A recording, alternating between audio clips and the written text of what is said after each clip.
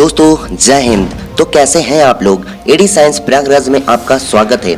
मुश्किलों से भाग जाना आसान होता है, हर घड़ी जिंदगी में इम्तिहान होता है। डरने वाले को मिलता नहीं कुछ भी, डरने वाले को मिलता नहीं कुछ भी, और लड़ने वालों के कदमों में जहान होता है। दोस्तों न्यू एनर्जी न्यू मोटिवेशन के साथ न्यू लेक्चर में आपका स्वागत है। दोस्तों हम लोग इस लेक्चर में new chapter sexual reproduction in flowering plant, पुष्पीय पौधों में लैंगिक जनन के बारे में पढ़ेंगे। दोस्तों आपको पता है कि हम लोगों ने लास्ट लेक्चर में रिप्रोडक्शन इन ऑर्गेनिज्म, जीव जंतुओं के जनन के बारे में पढ़ा था। दोस्तों इस लेक्चर में हम लोग पौधों के लैंगिक जनन की प्रक्रियाओं के बारे में पढ़ेंगे।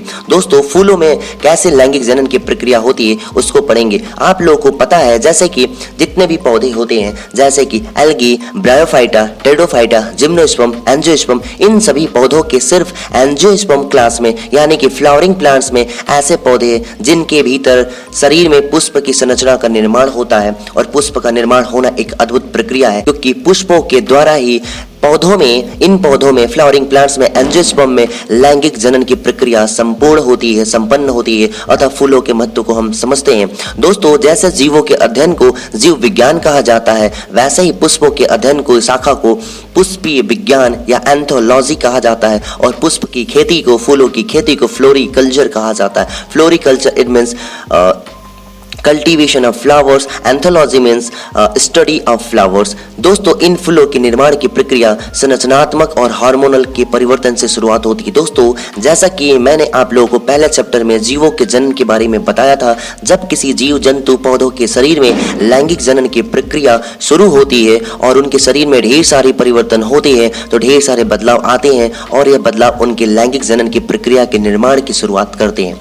जैसे पौधों में लैंगिक जनन की प्रक्रिया की शुरुआत होती है, पुष्प का निर्माण होता है, उसी समय हार्मोन में ढेर सारे परिवर्तन आते हैं। जैसे पौधों के भीतर कोश का विभाजन शुरू होती है और पौधों के अंदर लैंगिक जनन की प्रक्रिया के समय पुष्प का निर्माण होता है। दोस्तों पत्तियों के बीच में उपस्थित होता है कली, जिससे निर्माण होता है इन्फ्लोरेसेंस का, और इससे निर्माण होता है इसके बाद फ्लोरल बड का, और फ्लोरल बड में ढेर सारे परिवर्तन के पश्चात फ्लोरल बड ही रूपांतरित हो जाता है, अर्थात पुष्प का निर्माण हो जाता है। अर्थात दोस्तों कोई पुष्प में केवल नर या मादा लैंगिक अंग उपस्थित हो तो ऐसे पुष्प को कहते हैं एकलिंगी, यूनिसेक्सुअल।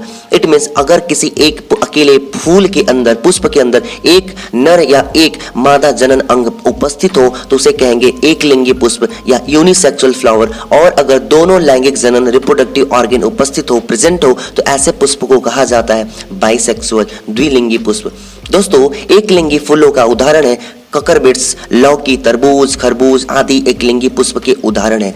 चाइना रोज गुड़हल द्विलिंगी पुष्प का उदाहरण है। द्विलिंगी पुष्प का एग्जाम्पल है चाइना रोज गुड़हल, हिबिस्कस रोजा सिनेंसिस। दोस्तों जो नर लैंगिक अंग होता है उसे कहते हैं पुमंग, एंड्रोसियम, और मादा जनन अंग प्रतिनिधित्व करता है गाइनोसियम, जयांग कहलाता है। दोस्तों एक अकेला नर लैंगिक अंग अकेला पुंकेसर कहलाता है, स्टैमेन कहलाता है, और ढेर सारे पुंकेसर मिलकर के पुमंग बनाते हैं। वैसे ही एक अकेला मादा जनन अंग स्त्रीकेसर पिस्टिल कहलाता है, और इस तरीके से ढेर सारे स्त्रीकेसर मिलकर के जायांग गाइनोसियम बनाते हैं। दोस्तों अब हम यहाँ पर एक पुंकेसर और एक स्त्रीकेसर अर्थात मीन्स एक स्टेमेन और एक पिस्टिल का अध्ययन करेंगे। दोस्तों अगर आपको ये वीडियो अच्छा लगा हो तो please like, share and comment. Thank you very much. जय हिंद दोस्तों।